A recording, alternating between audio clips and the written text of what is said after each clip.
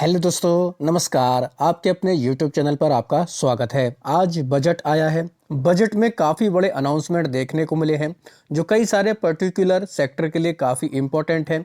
साथ ही एक ऐसा बड़ा डिसीजन देखने को मिला, ऐलान देखने को मिला जिसकी वजह से बाजार भी काफ़ी क्रैश हो चुका है। तो क्या क्या बजट में बड़ी चीज़ें अनाउंस हुई हैं जो खास तौर पर बाजार के लोगों के लिए इम्पोर्टेंट है, तो इस वीडियो में हम उन्हीं सब चीज़ों को डिस्कस करेंगे। तो वीडियो शुरू करने से पहले कहना चाहूँगा, अगर किसी ने चैनल पर फर्स्ट टाइम विजिट किया है तो चैनल को सब्सक्राइब कर लें और बेल आइकन को ज़रूर दबा लें। दोस्तों, जब बजट की शुरुआत हुई थी, यानी कि बजट को लेकर वित्त मंत्री निर्मला सीतारमण जी का अनाउंसमेंट शुरू हुआ था, तो 11 बजे के आसपास बाजार अच्छे खासे चल रहे थे। 11:30 बजे तक भी काफ़ी अप डाउन, तो कोई प्रेशर वाली बात नहीं है। लेकिन 12 बजे के आसपास एक ऐसा अनाउंसमेंट देखने को मिला जिसके बाद बाजारों में हम लोग को काफ़ी ज़्यादा गिरावट देखने को मिली। और ये गिरावट ऐसी हुई है कि अभी तक बाजार में प्रेशर है। निफ्टी 50 देख सकते हैं लगभग 400 पॉइंट के आसपास नीचे है। सेंसेक्स की अगर बात की जाए, ये भी लगभग 1200 पॉइंट के आसपास नीचे है।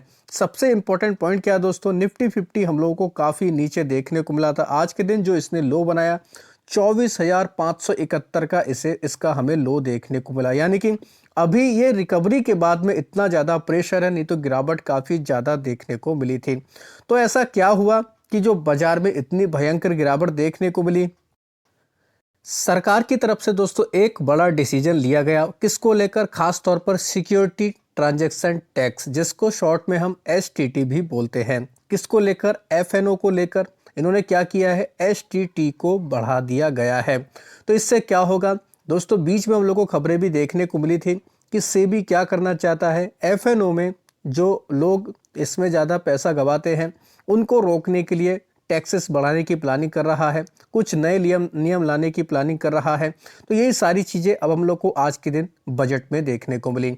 एफएम निर्मला सीतारमण ने दोस्तों रेज कर दिया security transaction tax future and option को लेकर। इस वजह से बाजार में काफ़ी ज़्यादा सेल ऑफ देखने को मिला। ब्रोकिंग हाउस से जुड़ी हुई कंपनी जितनी भी हैं, जो खासतौर पर मार्केट इंफ्रा वाली कंपनी, उनकी तो दोस्तों धज्जियां उड़ गई। एंजल वन बीएससी की बात की जाए, ये 10% तक हम लोग को क्रैश होते हुए देखने को मिली। ग्रो भी लगभग 9.6% टूटता हुआ देखने को मिला। आईएफएल फाइनेंस में 4.9% की गिरावट देखने को मिली। यानी कि मार्केट इंफ्रा वाली एक भी कंपनी ऐसी नहीं है जिसमें प्रेशर ना हुआ हो, सभी में 10 से 15% तक की भयंकर गिरावट देखने को मिली। तो एसटीटी कितना बढ़ाया जा रहा है दोस्तों, देख सकते हैं 150% तक एसटीटी बढ़ाया जा रहा है। जो पहले 0.02% देखने को मिलता था, वो बढ़कर 0.05% देखने को मिल जाएगा। साथ ही 50 बेसिस पॉइंट के आधार पर हम लोग को ऑप्शन का ट्रांजैक्शन भी देखने को बढ़कर देखने को मिलने वाला है, जो हम लोग को दोस्तों 0.01% से बढ़कर 0.15% तक देखने को मिलने वाला है। यानी कि फ्यूचर के लिए एसटीडी में 150% की जंप, और अगर देखा जाए ऑप्शन के लिए यहाँ पर 50% की जंप, यानी कि एसटीडी को परसेंटेज में देखें तो काफ़ी ज़्यादा बढ़ाया गया है। तो इसी अनाउंसमेंट के बाद दोस्तों BSc, angel one, grow, IFL finance, साथ ही और भी जो हम लोग को बाकी बड़ी कंपनियां देखने को मिलती है, उनमें काफ़ी ज़्यादा गिरावट देखने को मिली। क्यों? क्योंकि दोस्तों एसटीटी बढ़ा है एफएनओ पर, तो क्या होगा, इन कंपनियों के वॉल्यूम हम लोग को घटकर आते हुए देखने को मिलेंगे, तो इनके बिजनेस पर इम्पैक्ट पड़ेगा। इस वजह से पूरे बाजार में हम लोग को काफ़ी ज़्यादा दिक्कतें देखने को मिली, गिरावट देखने को मिली। यानी कि यही एक ऐसा बड़ा अनाउंसमेंट देखने को मिला जिसके ऊपर बाजार ने सडन रिएक्शन दिया और काफ़ी ज़्यादा पैनिक देखने को मिला। दूसरा बड़ा अनाउंसमेंट देखने को मिला खासतौर पर स्टॉक मार्केट को लेकर, वो हुआ है दोस्तों बायबैक को लेकर। बायबैक पे क्या हुआ है, इन्होंने प्रपोज किया है कि जो टैक्स रहेगा वो दोस्तों हम लोग को जो हम लोग को कैपिटल टैक्स देखने को मिलता है उसके आधार पर यहाँ पर टैक्स लगाया जाएगा। इससे पहले क्या होता था, और भी कई सारी पेचीदा चीज़ें होती थी, जिससे क्या होता था, प्रमोटर को काफ़ी ज़्यादा फायदा होता था। तो सरकार ने क्या किया है, अब ये जो हम लोग को जो छोटे निवेशक होते हैं उनको एक तरीके से सिक्योर करने के लिए ये एक बड़ा डिसीजन लिया है। तो इसके लिए तो दोस्तों बाजार में काफ़ी पॉजिटिव इस डिसीजन को माना जा रहा है। लेकिन एसटीटी वाला जो पॉइंट देखने को मिला वो काफ़ी ज़्यादा नेगेटिव रहा और उसका काफ़ी इम्पैक्ट बाजार पर पड़ा है। इसके अलावा अगर दोस्तों कैपिटल एक्सपेंडिचर यानी कैपेक्स की अगर बात की जाए तो सरकार की तरफ से कैपेक्स एलोकेशन 12,20,000 करोड़ का अनाउंसमेंट किया गया है। यानी कह सकते हैं मोटे तौर पर 12.2 लाख करोड़ के आसपास कैपेक्स का एलोकेशन किया गया, जो पिछले वित्त वर्ष से कंपेयर करें तो 9% तक बढ़कर आया, यानी कि 9% तक कैपेक्स को बढ़ाया गया है। FY26 के बजट में 11.21 लाख करोड़ के आसपास ये देखने को मिल रहा था, यानी कि कैपेक्स बढ़ाया गया है। कैपेक्स बढ़ने की वजह से खासतौर पर इंफ्रा वाली कंपनियों में हम लोग को थोड़ा सा पॉजिटिव इम्पैक्ट देखने को मिला। इस कैपेक्स में हम लोग को कई सारी चीज़ें देखने को मिले, road, railways, port, defence infrastructure, urban facility और भी कई सारी चीज़ें देखने को मिली हैं। और डिफेंस की अगर बात करें तो डिफेंस सेक्टर को लेकर भी काफ़ी बड़ा अनाउंसमेंट हुआ है। तो डिफेंस सेक्टर को बूस्ट करने के लिए सरकार की तरफ से काफ़ी चौंकाने वाला डेटा रिलीज किया गया है। अगर देखें क्वांटम जंप देखें डिफेंस बजट में तो लगभग 15% तक की जंप देखने को मिली, 7.85 लाख करोड़ के आसपास, जो पहले 6.80 लाख करोड़ के आसपास था। पिछले वित्त वर्ष की तुलना में 15% डिफेंस बजट को बढ़ाया गया है। तो 7.85 लाख करोड़, ये इसका मतलब ये नहीं कि सीधा इससे रक्षा से जुड़ी हुई चीज़ें खरीदी जाएंगी। इसमें कई सारी चीज़ें देखने को मिलती हैं, जैसे सेना से जुड़े हुए लोगों की सैलरी, इसके अलावा और भी कई सारी चीज़ें होती, पेंशन वगैरह चीज़ें होती हैं। अगर मॉडर्नाइजेशन पर देखें, यानी कि जो डिफेंस पर खर्च होगा इक्विपमेंट को लेकर और जो भी हथियार हैं उनको लेकर, इसमें करीब करीब 22% तक की जंप देखने को मिली है। 1.80 लाख करोड़ के आसपास पिछले साल था, जो अब 2.1 लाख करोड़ के आसपास हो चुका है। यानी कि डिफेंस सेक्टर पर इतना ज़्यादा पैसा खर्च किया जाए, किसको लेकर? मॉडर्नाइजेशन को लेकर, हथियार खरीद को लेकर और नई नई चीज़ें बनाने को लेकर। तो 21% तक यहाँ पर डिफेंस बजट बढ़ाया गया, जो डिफेंस से जुड़ी हुई कंपनियों के लिए काफ़ी अच्छा माना जा रहा है।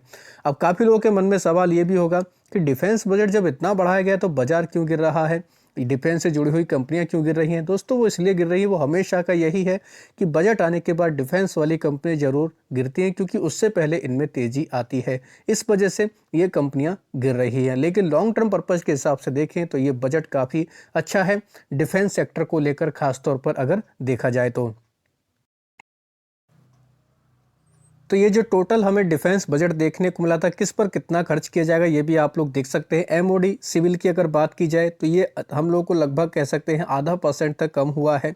ये देख सकते हैं आप लोग, ये हम लोग को 28,554 करोड़ के आसपास देखने को मिल रहा है। डिफेंस सर्विस की अगर बात करें, रेवेन्यू की बात करें, यानी कि जो डिफेंस सर्विस पर हम लोग को चीज़ें देखने को मिलेंगी, खर्च देखने को मिले, 17% के आसपास बढ़ा है। कैपिटल आउटले यानी कि मॉडर्नाइजेशन की जो बातें हो रही हैं, ये लगभग 22% के आसपास बढ़ते हुए देखने को मिला। और पेंशन्स जो दी जाती है, जो सैन्य अधिकारी होते हैं, जो रिटायर्ड सेनाकर्मी होते हैं, उसका अगर पेंशन का देखें तो 1.71 लाख करोड़ के आसपास ये देखने को मिला। इससे भी लगभग 6.5% का बढ़ोतरी की गई है। अब काफ़ी लोगों के मन में ये भी सवाल होगा कि बजट खासतौर पर डिफेंस को लेकर इतना एलोकेशन किया गया, तो डिफेंस से जुड़ी हुई कंपनियों में इतनी गिरावट क्यों हुई? खासतौर पर BEL 5% टूटा, HAL लगभग 4.5%, भारत डायनेमिक्स में 9% की गिरावट, डेटा पैटर्न 6% टूटा, जेनटेक में 6% की गिरावट, एस्ट्रा माइक्रोवेव लगभग 3% टूटा, पारस डिफेंस में 6.5% की गिरावट। इनके अलावा यूनिमेक एरोस्पेस 1.25% टूटा, अवेंटल में 4% की गिरावट। इनके अलावा और जो कंपनियां हैं, गार्डन शिप बिल्डर खासतौर पर, ये 14% तक ये कंपनी गिरी है आज के दिन ऊपरी लेवल से देखा जाए। डेटा पैटर्न्स ऊपरी लेवल से देखें 13.5% टूटा, ऊपरी लेवल से पारस डिफेंस देखें ये भी 12% तक टूटा है। इनके अलावा HAL, मजगांव, BEML ये भी ऊपरी लेवल से 10% से ज़्यादा टूटे। एमटाटेक भी ऊपरी लेवल से 10% टूटा। अपोलो माइक्रो सिस्टम में भी 5% से ज़्यादा की गिरावट देखने को मिली। तो इतनी बड़ी गिरावट क्यों आई है, उसके पीछे का भी एक बड़ा कारण है। वो ये है कि दोस्तों, अनुमान के मुताबिक डिफेंस बजट नहीं दिया गया। ज़्यादातर ब्रोकरेज हाउसेस की तरफ से अनुमान लगाया जा रहा था कि 30% तक का राइज डिफेंस एलोकेशन में देखने को मिल सकता है। ये जो हम लोग को उम्मीदें देखने को मिली थी काफ़ी ज़्यादा थी, खास तौर पर डिफेंस में जो हम लोग को मॉडर्नाइजेशन देखने को मिलता है उसको लेकर ये काफ़ी ज़्यादा हम लोग को अनुमान देखने को मिल रहे थे। और बढ़ाया कितना, लगभग 22% के आसपास बढ़ा है। इसी वजह से पूरा निफ्टी डिफेंस इंडेक्स की अगर बात की जाए